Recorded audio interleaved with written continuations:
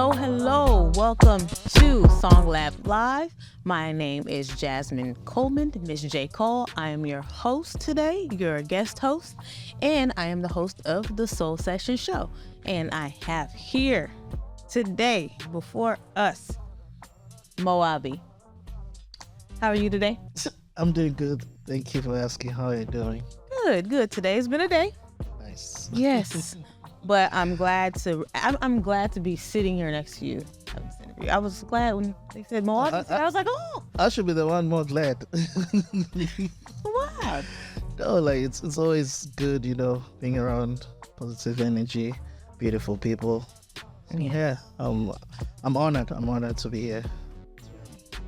So why don't you tell us about yourself and what you do? Oh, okay.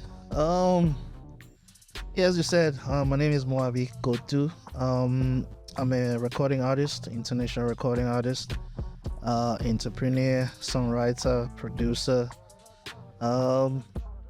father, friend, son, cousin. You do it all. All of it. Yeah. All of it. Yes. Okay. Yes. And then with your music, what is your genre? I would say my genre would be I would say Afro Soul, and then some call it Afro Jazz because I have elements of jazz in my music, and then Afro beats, and then of course I'm a piano from South Africa. I'm a piano is the biggest sound right now in the world, if I'm not mistaken. It's everywhere, so I'm a piano. Mm-hmm. Yeah. And are you self-taught with your piano, or did you have lessons? Best of both worlds. I played and play by ear, but because of growing up around an environment of musicians, session musicians, seasoned musicians, and even like some of my friends and mentors who were going to music school, they passed down that knowledge, but also myself, having private lessons, on the side. Yeah. But I'm a mixture of playing by ear and a little bit of theory. Okay. Ear and theory. Yes, cool. So how long have you been involved in music? Yeah, I've been involved in music from age 15, if I have to say, professionally, but just generally music. I just loved music from when I was a kid, like from elementary school, Sunday school, high school. I grew up singing in the choir from age 15. I was part of the music ministry from age 15 until I was up in age, man, like adulthood. Yeah, I was there until I had my first child. Yeah. I served in the music ministry until then. I always find it interesting how when I, interview people and ask about their musical background, it always seems to start in the church. Musical family, I started in the church. I didn't, I'm not a professional singer or anything, but I started musically in the church. The children's choir, and then you grow up, you can do the young adult choir, the youth choir, and then you in the choir, and then now they have the praise team. So, all of that. And a lot of people started in the church and at home, and it brought them to where they are today. For sure. Yes, shout out to the church for the music. No. Like I just want to shout out the church because for the most part, that was a very safe space, and where you were able to develop your talents without no judgment. Like literally, you'll be singing an off note, and they'll be saying, "Sing, baby." Yeah, it's all right, baby. It's like, and then after a while, you get it. And then you just become a beast, Yeah. So I will not discredit or disregard the church for my development and my growth musically and developing my gifts and my talents. Yeah. Yes, it's like I call it, it's free training. Really, Yeah. you learn to Exactly. notes to tune your ear, all kinds of things. All kinds of things. All kinds of things, and it's a beautiful thing. And so, what was the turning point in your life that made you decide, hey, I want to be an artist? Oh yeah. I think that came like when I was 15 years old, and I was my mentor. He actually invited me to a professional studio, and I didn't know why. And he just told me like, "Hey, dude, you got it. Like, I need you. I'll be working on this project. We just need you to put some vocals on there." And that was my first professional gig.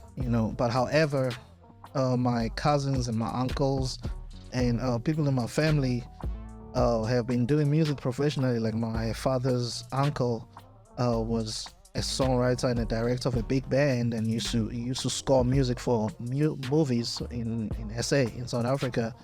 And my cousins and my uncles, they used to be recording artists when I was young, and they used to rehearse at my grandmother's house. So the music thing was just always around me. But personally for me, it was when like my friend, brother / mentor, he said, dude, you got a dope voice.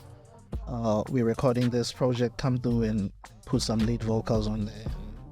Yeah, that was like, I was like maybe 16 years old or 15. And yeah, and then I realized that, oh, wow, I could do this for a living. Mm-hmm. And I was just hooked from that. Yes. And it's been a journey. It's been a journey for you. I've seen you've been doing a lot of stuff. Oh yeah. A lot, and traveling. You just recently came back from Africa, right? Yes. I was actually majority of December. I was in South Africa. Basically just, I went back to my hometown, and I linked up and with some dope young producers, young artists. Shout out Garabo, Cairo, 1829. Shout out to Tepo, MDA, Da, RSA, Debucho Serake, my longtime musical friend. Debucho, me and Debucho, he calls himself Moso. He's been my pianist for many years, and we're still friends, we're still brothers, and I ended up linking up with them, and we made some dope music back home. Nice. And we planning some big and major projects, not only just music but other things like events, properties, like just a lot of big things. And yeah, it was a very refreshing trip, enlightening trip, but at the same time a trip that really has made me to come out of my comfort zone, and I'm just working over time to just make all those things come together. Yeah.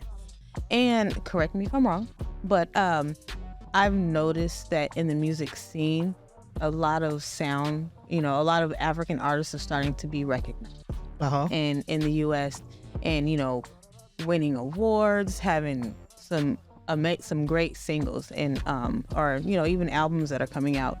How does that make you feel as far as that recognition? And because you've been doing this for a while, so how does that, does it motivate you even more? Or that is dope, and thank God for the power of the network, because back in the days, we used to rely on TV only and radio. And in South Africa, we had a show called Channel O. And I grew up in a place called Buputatswana, and we had Bob TV, and that's why we used to access all the international stuff. But it was coming in to us. It was flowing into us, but we were not outputting anything. Right. We were just consumers. But with the internet, now people can actually consume our content and see that, oh damn, there's talent in Africa, there's musicians actually in South Africa, there's this going on, in Africa, outside of Europe, outside of America. So I'm really grateful for that, and I feel great. Like, it's like there's no more gatekeeping. You can record your music and put it out on the internet, and Beyonce can be watching that. Rihanna can be doing your water challenge. You know, it's like everybody's game right now. So I'm really happy that, you know, even access to equipment, you know, high-end equipment that Americans and Europeans use, we now have access to that. We make as great music videos, we make as great music with the same plugins and competency equipment as the rest of the world. So it's a playing field right now, and I'm really happy about it. Yes. Me too. Because, you know, and it's unique. It's a different sound. It's, you know, it doesn't sound like everybody. Yeah, no. And, you know, and so I'm glad that it's out there, you know, and being embraced, because like when I was younger, I didn't know, you know, I didn't hear, you know, a lot of Afro beats or from just different cultures. Heard the same stuff over and over again. So now as you know, everything is becoming the melting pot, and, you know, social media, and you have shows like SongLab, and you have shows like Soul Sessions, you know, it's making that exposure possible. Exactly. And like me as an African artist, I can come into SongLab and just be myself, singing my language, singing the way I sing or produce, you know, rhythm-wise or production. We can be in the main studio and produce the way I perceive and feel music, and just collaborate with everybody else. It's dope. It's amazing. Yes. And so tell us, do you have what do you have in store? What's next for Moabi?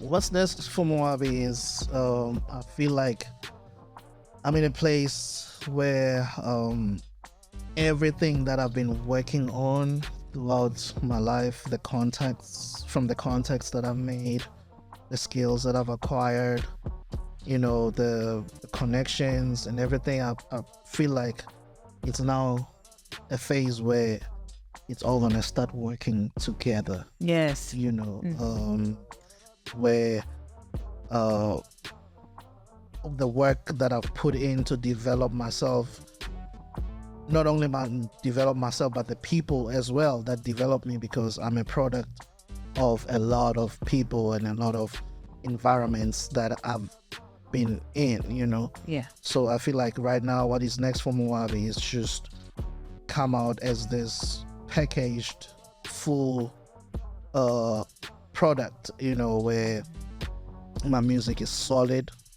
I have a team that handles the business side of things. I have a decent lawyer taking care of my legalities, manager taking care of an agent taking care of all of that.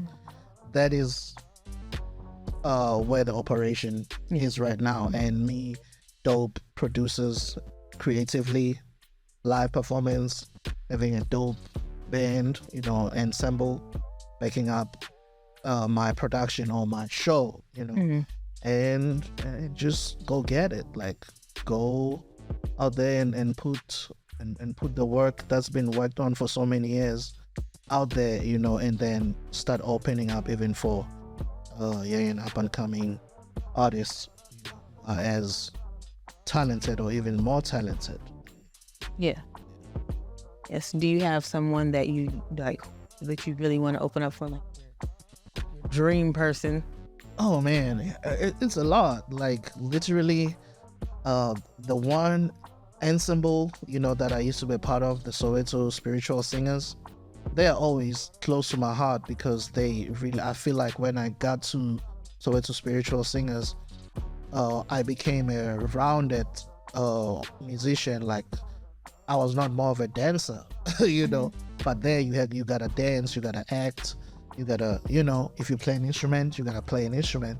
So, and they've kept that same concept where when you meet an individual in that cast, it's a 4 or 5 thread person who can do multiple things.